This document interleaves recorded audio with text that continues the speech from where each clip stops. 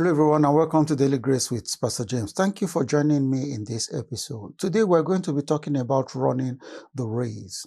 Running the race. What race are you running? What type of race are you running? And how are you running the race as a believer? Hebrews 12, verse 1 tells us this. Hebrews 12, verse 1.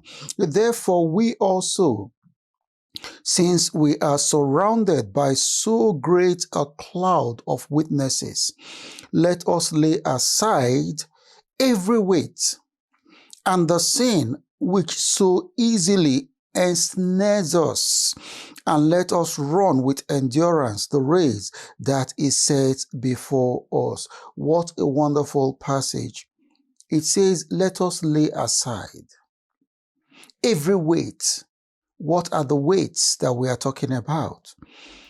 And the sin which so easily ensnares us, entangles us, those sins that trap us, so that we can run this race with endurance, the race that the Lord has set before us. Let me read a little story to you that is titled The Shoes on the Mantelpiece. The Shoes on the Mantelpiece. There was once a poor orphan, very poor at that, who wanted nothing more in this world than to belong to a family. Finally, his opportunity came. He was 8 years old and a family wanted to adopt him. Introductions were made, papers were signed, and just 6 days after his 8th birthday, he left for his new home. Wonderful. He took with him his hope and his possessions, the old worn and torn clothes he was wearing, and a single soft toy. His new parents were excited to have him with them and wanted him to feel like one of the family. A special celebration dinner was held for him. He was given his own room and he was introduced to other children in the street.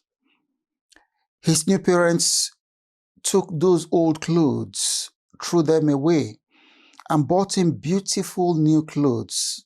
Wonderful.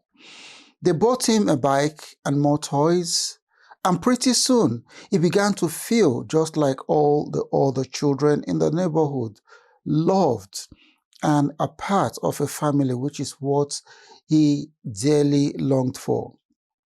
One thing, however, was curious, was intriguing. The young boy's old shoes, the ones with the big holes in them, weren't tossed out with the rest of his clothes. His new father placed them on the mantelpiece. It wasn't long before the newly adopted son found out why.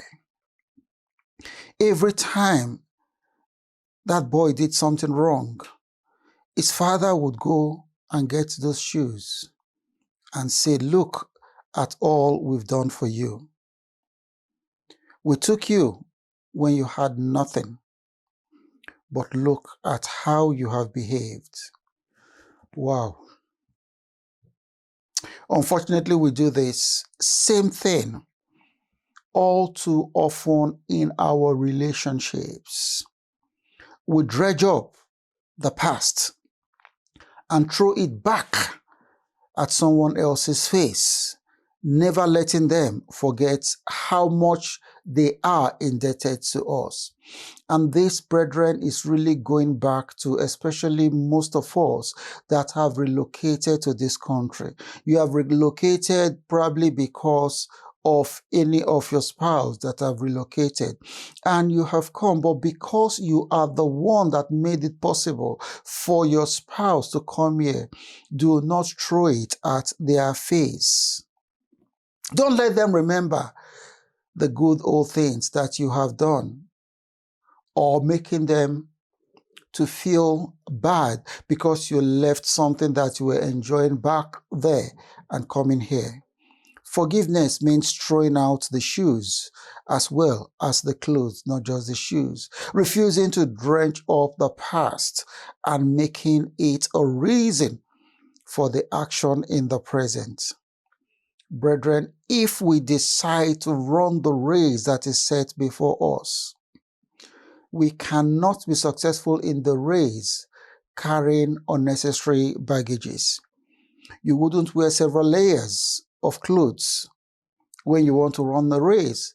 That would be a disaster, because people who run races, they strip down to the barest minimum: a pair of shorts, a pair or a t-shirt, and the lightest pair of shoes they can lay their hands on.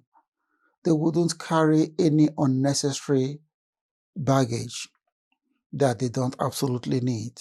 Brethren, we as believers, we are also in a race that has been set before you, a race that has been set before me.